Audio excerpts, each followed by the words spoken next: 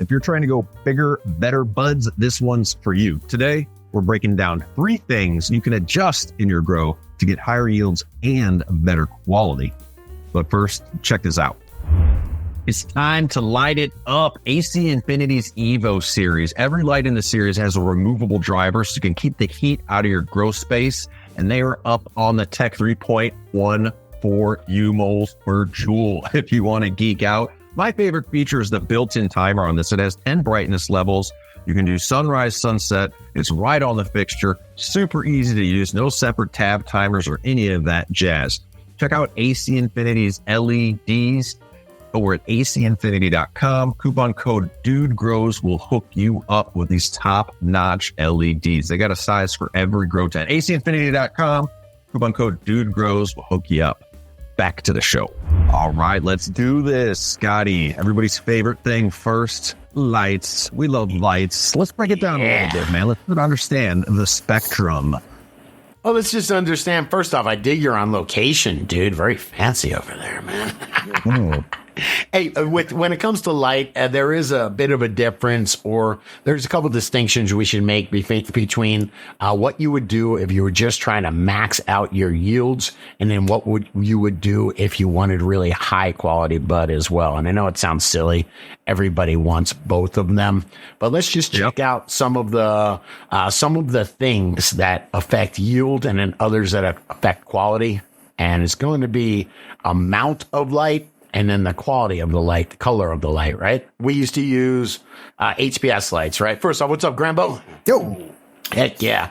You never used HPS lights, did you? You're too young. Yeah. Really? Glass covered, vented hoods, the whole thing. Hey, Grambo, do me a favor if you would. Can you pull up? We found these spectral charts, and it's just interesting. HPS first?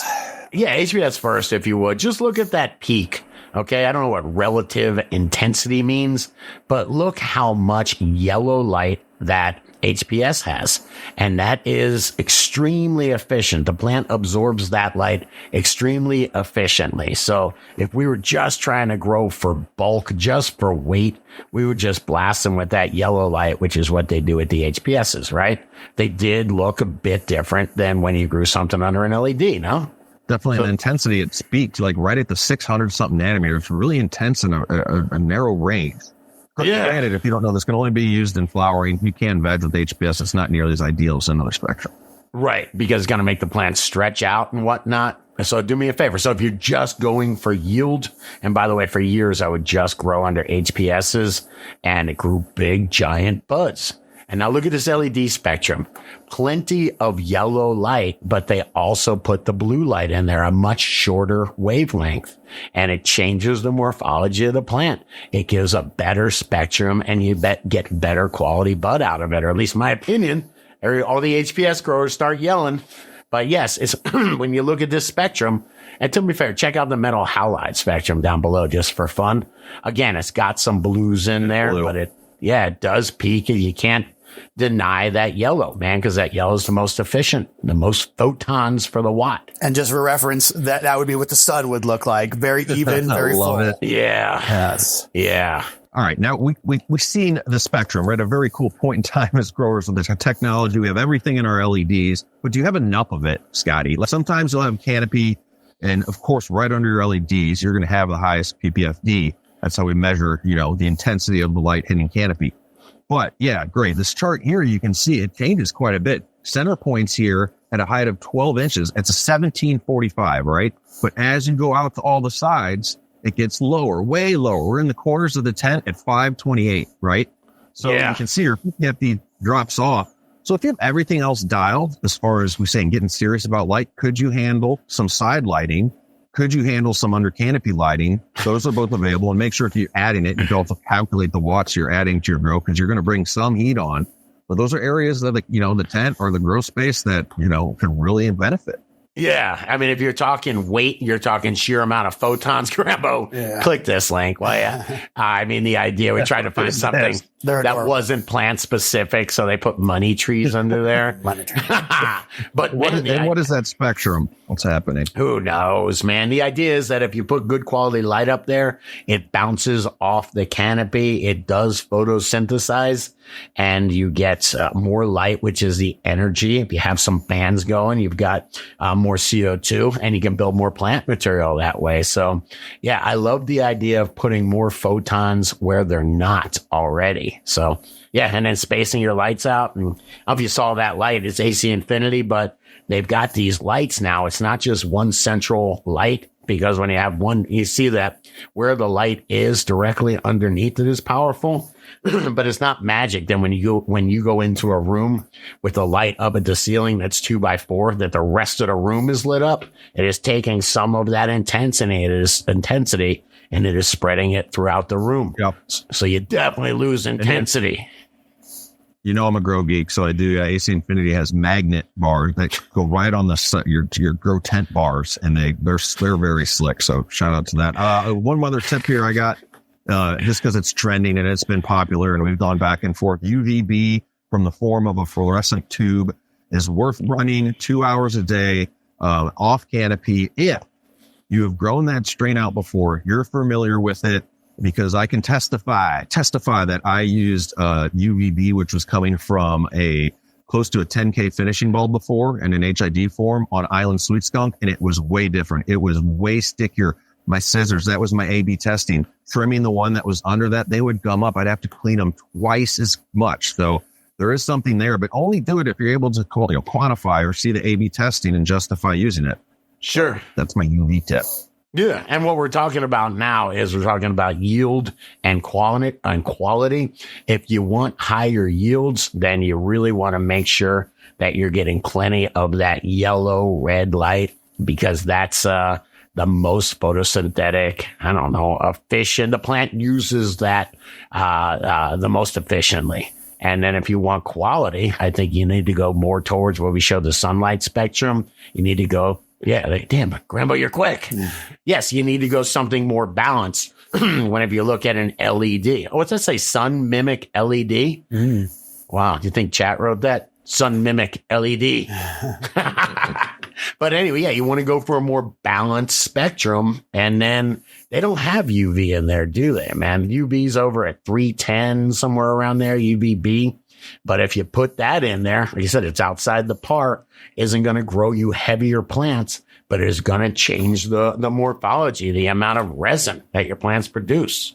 Let's take it over to grow room climate. Dare I say VPD? Everybody talks about it as temp and humidity, but I got some new tips today, but break it down, Scotty. In the beginning, plants grow faster, in the summer. So if you give them higher temperatures, in Florida, I got high temps, high humidity, plants grow really fast. We know that's not good for flowering. We want to lower the temperature and humidity in flowering, but man, there's a trade-off. So for me, if I'm trying to grow just straight for yield or just trying to grow these plants as fast as possible, I'm going to run my temperatures up higher. I'm going to be running my humidity up higher to keep in the VPD range. Grambo, look at you, man. See where that green is? You could be at 86 degrees. And what is that? About 65% humidity. You're in VPD. I do have a tip on that. Just make sure you're using the right chart. Because there's a bloom chart. There's a chart for veg. VPD is different. Obviously, we have different growing. And as you go further into flowering, be watching how the humidity requirements change, right? Yeah, look at it. If you want to go, just even at veg, you can see that, let's say you can go up to 86 degrees and you'll be at 70% humidity. Dude, if you go up to 86 degrees, your plants are going to grow very fast, but if you have trichomes on there, they're going to go bye-bye. So here you go, man. You want to lower your temperatures.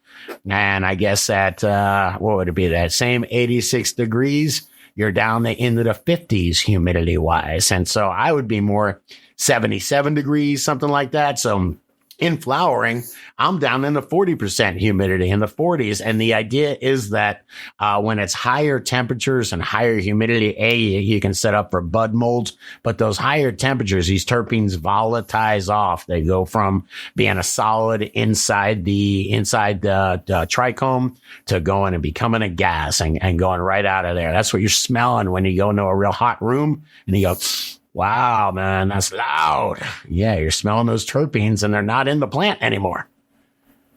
All right, let's take it to genetics. Genetics are super important because you can have everything else dialed we just talked about. Yep. And if you don't have good genetics, I mean, it's a game changer. I'm a seed guy. Scotty's a clone guy. I think the strongest genetics come from, a rooted seedling, fresh off the pack. It hasn't been messed with. It probably more than likely by 99% doesn't have the hemp latent viroid or any of that crap. So, hey, got to get the right ones. Neither do my clones, man. The only difference is that a great grower has pheno hunted a pack of seeds, found out the best one, and then hooked me up with a clone of it, man. So I got no problem with that because genetics are a huge thing.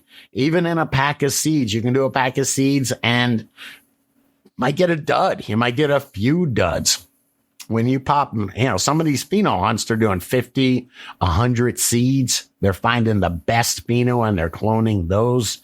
And then some of them, same pack. Sometimes you'll get a decent yielder. Every now and again, you'll get a crazy, crazy yielder, man.